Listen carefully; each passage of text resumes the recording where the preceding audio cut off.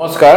ভাৰতৰ প্ৰধানমন্ত্ৰী শ্ৰী নৰেন্দ্ৰ মোদী ডাঙৰীয়াৰ ভাষণ সামাজিক মাধ্যমলৈ শুনিবলৈ পোৱা গ'ল, কিন্তু ভাষণটো শুনি এনেকুৱাই অনুভৱ হ'ল যেন তেখেতে কায়িকভাৱে এফালে আমাৰ বড়ো ভাই ভনীসকলৰ অনন্য সাংস্কৃতিক ৰূপৰেখাৰ অন্যতম বাগৰুম্বা নৃত্য উপভোগ কৰিবলৈ উপস্থিত হৈছে আৰু আনফালে মনোজগতত তেওঁ অনাগত বিধানসভা নিৰ্বাচনত হাৰিব বুলি ত্ৰাসিত হৈ আছে।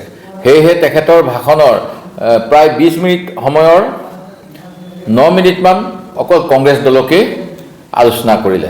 আচলতে প্ৰধানমন্ত্ৰী ডাঙৰীয়াই মুখ্যমন্ত্ৰী হিমন্ত বিশ্ব শৰ্মাৰ বিফলতা, বিজেপিৰ বিসংবাদবোৰ লুকুৱাবলৈ বাৰে বাৰে আহিবলগীয়া পৰিস্থিতি হৈছে।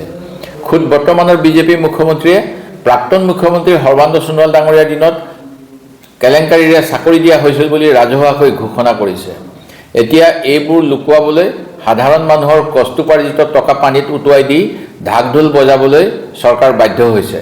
কাষতে বহি কংগ্ৰেছ চৰকাৰৰ দিনৰ শিক্ষা, স্বাস্থ্য, আইন, গড়কাপ্তানি, অসম চুক্তি ৰূপায়ণ ইত্যাদি বিভাগৰ মন্ত্ৰীসমূহে মোদী ডাঙৰীয়াৰ মুখত নিজৰ বিফলতাবোৰ শুনি নিজেই হাত চাপৰি বজাই আছে।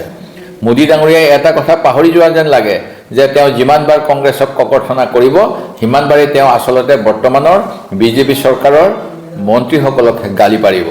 ৱাশ্বিং মেচিন পাৰ্টিৰ প্ৰধানমন্ত্ৰীগৰাকীৰ কেনেকুৱা এক বিড়ম্বনা।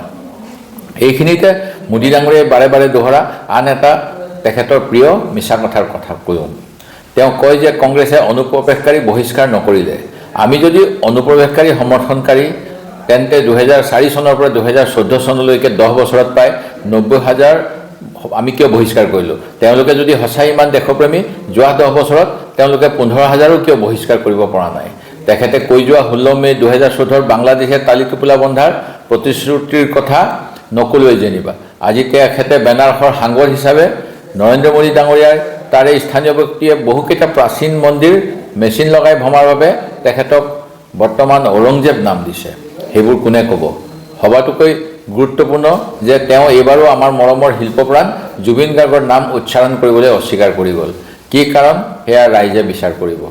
শেষত প্ৰধানমন্ত্ৰীগৰাকীক এটাই অনুৰোধ জনাম, যিমানবাৰ আপুনি অসমলৈ আহিব সিমানবাৰ আপোনাক স্বাগতম, কিন্তু আপুনি আহিলে আপুনি প্ৰট'কলৰ নামত সাধাৰণ মানুহৰ খুব বেছি অসুবিধা কৰে। বহুতে আপোনাৰ বাবে সময়মতে হাস্পতাল, ট্ৰেইন, ফ্লাইটত গৈ নাপায়। সেয়েহে আদানী ডাঙৰীয়াক কৈ এখন হেলিকপ্টাৰ লৈ ল'ব আৰু সেইখনেৰে আপুনি বিভিন্ন স্থানলৈ অহা যোৱা কৰে যেন। ধন্যবাদ।